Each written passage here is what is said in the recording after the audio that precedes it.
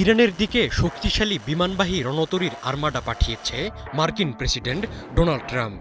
সঙ্গে রয়েছে একাধিক গাইডেড মিসাইল ডেস্ট্রয়ার, F-35 যুদ্ধবিমান এবং মিসাইল প্রতিরক্ষা সক্ষম সহায়ক জাহাজ। অর্থাৎ যুদ্ধের সমস্ত প্রস্তুতি নিয়েই এগিয়ে যাচ্ছে মার্কিন বাহিনী। কিন্তু আমেরিকান এয়ারক্রাফট ক্যারিয়ারের জন্য ইরান কি রেডি করে বসে আছে তা কি ট্রাম্প জানেন?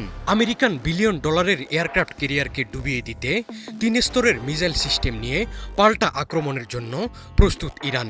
আয়াতুল্লাহ খামেনির ভান্ডারে এমন সব বিধ্বংসী মিসাইল রয়েছে যা মুহূর্তেই তছনছ করে দিতে পারে মার্কিন নৌবহরকে।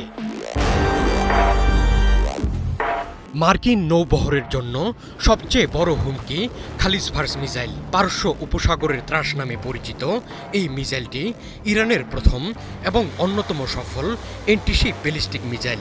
এটি মূলত বিখ্যাত ফাতে 110 মিসাইলের উপর ভিত্তি করে তৈরি। 300 কিলোমিটার পাল্লার এই মিসাইলটি ছুটতে পারে শব্দের চেয়ে 3 থেকে 4 গুণ বেশি গতিতে।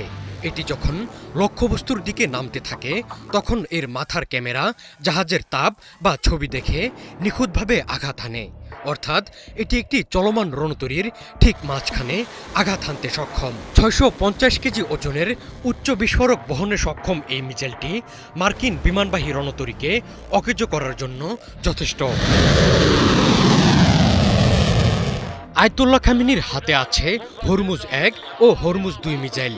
এই সিরিজের মিসাইলগুলো দেখতে অনেকটা খালিজ ফার্সের মতো হলেও এদের কাজের ধরন ভিন্ন।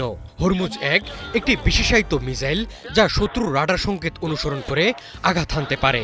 এটি মার্কিন ক্যারিয়ার স্ট্রাইক গ্রুপের প্রধান শক্তিশালী রাডার ব্যবস্থাকে অকেজো করে দেওয়ার জন্য ডিজাইন করা হয়েছে। এর পাল্লা প্রায় 300 কিলোমিটার। অপরদিকে হরমুজ 2 সরাসরি জাহাজে আঘাত হানার জন্য তৈরি করা হয়েছে।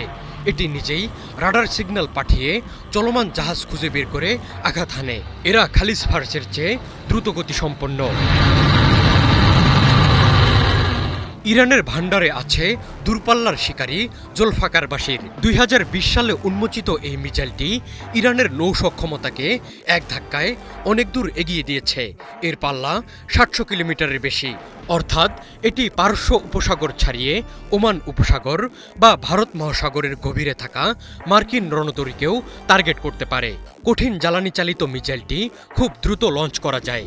এর ওয়ারহেডটি মূল অংশ থেকে বিচ্ছিন্ন হয়ে লক্ষ্যবস্তুতে আঘাত হানতে পারে, যা মার্কিন প্রতিরক্ষা ব্যবস্থার জন্য প্রতিহত করা কঠিন করে তুলতে পারে।